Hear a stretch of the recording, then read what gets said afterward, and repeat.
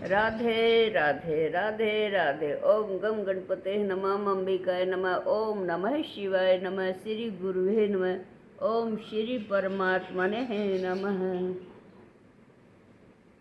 भगवान शिव की श्रेष्ठता तथा उसके पूजन की अनिवार्य आवश्यकता का प्रतिपादन ये कथा आज हम सुनाएंगे। नारद जी बोले कि ब्राह्मण प्रजापति, आप धन्य हैं क्योंकि आपकी बुद्धि भगवान शिव में लगी हुई है। विधे आप पुनः इसी विषय का सम्यक प्रकार से विस्तार पूर्वक वर्णन कीजिए। ब्रह्मा जी ने कहा कि तात, एक समय की बात है, मैं सब ओर से ऋषियों तथा देवताओं को बुलाकर उन सबको क्षीर सागर के तट पर ले गया, जहाँ सबका हित साधन करने वाले भगवान विष्णु निवास करते हैं। वहाँ देवताओं के पूछने पर भगवान विष्णु ने सबके लिए शिव पूजन की ही श्रेष्ठता बतलाकर यह कहा कि एक मुहूर्त या एक क्षण भी जो शिव का पूजन नहीं किया जाता वहीं हानि होती है। वही महान छिद्र है, वही अंधापन और वही मूर्खता है जो भगवान शिव की भक्ति में तत्पर, जो मन से उन्हीं को प्रणाम और उन्हीं का चिंतन करते हुए कभी दुख के भागी नहीं होते।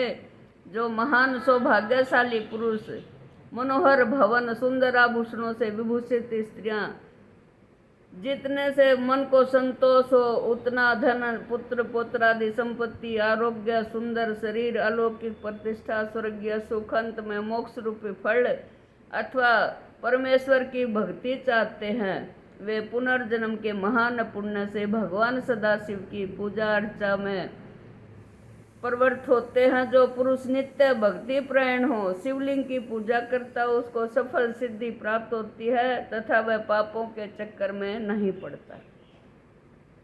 भगवान के इस प्रकार उपदेश देने पर देवताओं ने उन श्री हरि को प्रणाम किया और मनुष्यों की समस्त कामनाओं की पूर्ति के लिए उनसे शिवलिंग देने के लिए प्रार्थना की।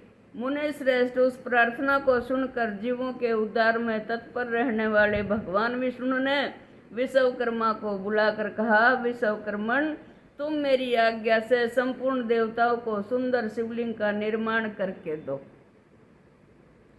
तब विश्वकर्मा ने मेरी और श्री हरि की आज्ञा के अनुसार उन देवताओं को उनके अधिकार के अनुसार शिवलिंग बना कर दिए। मुनि श्रेष्ठ नारद, किस देवता को कौन सा शिवलिंग प्राप्त हुआ, इसका वर्णन आज मैं कर रहा हूँ, उसे सुनो। इंद्र पद्म रागमणि के बने हुए शिवलिंग की और कुबेर सुवर्णमय शिवलिंग की पूजा करते हैं। धर्म पीतमणि में पुखराज के बने हुए लिंग की पूजा तथा वरुण श्याम वर्ण के शिवलिंग की पूजा करते हैं।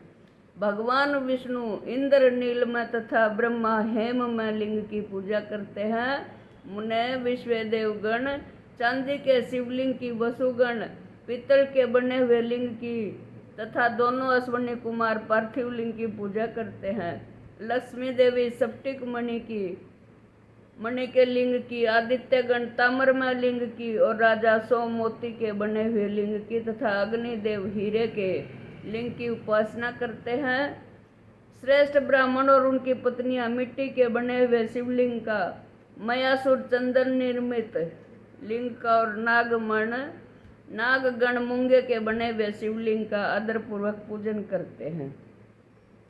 देवी मक्खन के बने हुए शिवलिंग की, योगी जन भस्म लिंग की, यक्षगण दधि निर्मित लिंग की और छाया देवी आटे से बनाए हुए लिंग की और ब्रह्मपत्नी रतनमय शिवलिंग की निश्चित रूप से पूजा करती है।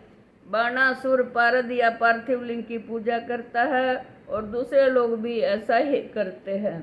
ऐसे ऐसे शिवलिंग बनाकर विश्वकर्मा ने भगवान विभिन्न लोगों को दिए तथा वे सब देवता और ऋषि उन लिंगों की पूजा करते हैं। भगवान विष्णु ने इस तरह देवताओं को उनके हित की कामना से शिवलिंग देकर उनसे तथा मुझ ब्रह्मा से पिनाक पाणी महादेव की पूजा की विधि भी बताई। भगवान संबंधी पूजन विधि संबंधी उनसे उनके वचनों को सुनकर देव शिरोमणि सहित में ब्रह्मा जी हृदय में हर्ष लिए अपने धाम में आ गया और मुने वहाँ आकर मैंने समस्त देवताओं और ऋषियों को शिव पूजा की उत्तम विधि बताई जो संपूर्ण अभीष्ट वस्तुओं को देने वाली है। उस समय मुझ ब्रह्मा ने कहा, देवताओं सहित समस्त ऋषियों, तुम प्रेम प्रायण होकर सुनो। मैं प्रसन्नता पूर्वक तुमसे शिव पूजन की उस विधि का वर्णन करता हूँ जो भोग मोक्ष देने वाली है। देवता और मुनीश्वरों, समस्त जंतुओं में मनुष्य जन्म प्राप्त करना प्राय दुर्लभ होता है। उससे भी उत्तम कुल में जन्म लेना तो और भी दुर्लभ है। उत्तम कुल में भी आचारवान ब्राह्मणों के यहाँ उत्तम होना उत्तम में पुण्य से भी संभव है। यदि वैसा जन्म सुलभ हो जाए तो भगवान शिव के संतोष के लिए उस उत्तम कर्म को अनुष्ठान करे और जो अपने वर्ण और आश्रम के लिए शास्त्रों द्वारा प्रतिपादित है। जिस जाति के लिए जो कर्म बताया गया उसका उल्लंघन न करें। जितनी संपत्ति हो उसके अनुसार ही दान करें। कर्म में शास्त्रों यज्ञों से तपोयज्ञ बढ़कर शास्त्रों तपोयोगों से जप यज्ञ का महत्व अधिक है। ध्यान यज्ञ से बढ़कर कोई वस्तु नहीं।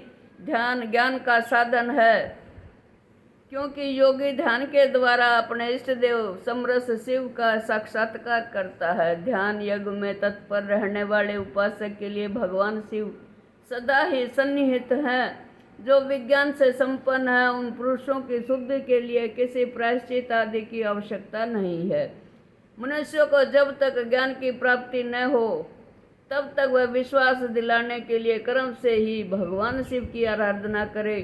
जगत के लोगों को एक ही परमात्मा अनेक रूपों में अभिव्यक्त हो रहा है। एकमात्र भगवान सूर्य एक स्थान में रहकर भी जलाशय और विभिन्न वस्तुओं में अनेक से दिखते हैं।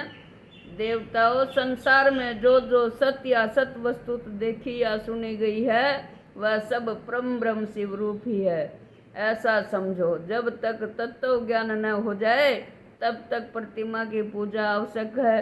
ज्ञान के अभाव में भी जो प्रतिमा पूजा की अवहेलना करता है उसका पतन निश्चित है। इसलिए ब्राह्मणों, या यथार्थ बात सुनो।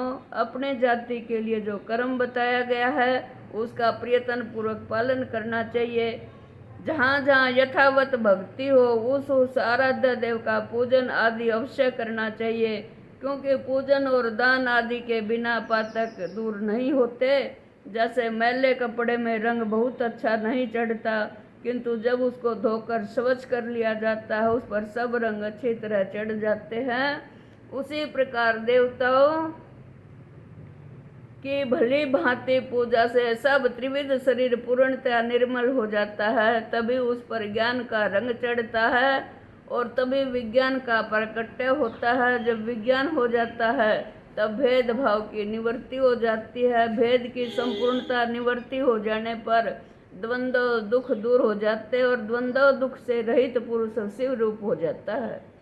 मनुष्य जब तक गृहस्थ आश्रम में रहे तब तक पांचों देवताओं की तथा उनसे श्रेष्ठ भगवान शंकर की प्रतिमा का उत्तम प्रेम के साथ पूजन करे, अथवा जो सब से एकमात्र मूल है उन भगवान शिव की पूजा सबसे बढ़कर है, क्योंकि मूल से के सींचे जाने पर शाखा स्थानीय संपूर्ण देवता सब तक रक्त हो जाते हैं। अतः जो संपूर्ण मनोवांछित फलों को पाना चाहता है वह अपने अभीष्ट की सिद्धि के लिए समस्त प्राणियों के हित में तत्पर रहकर लोक कल्याणकारी भगवान शंकर का ही पूजन करें। श्रीमन्नारायण नारायण हरि हरि, श्रीमन्नारायण नारायण हरि हरि, श्रीमन्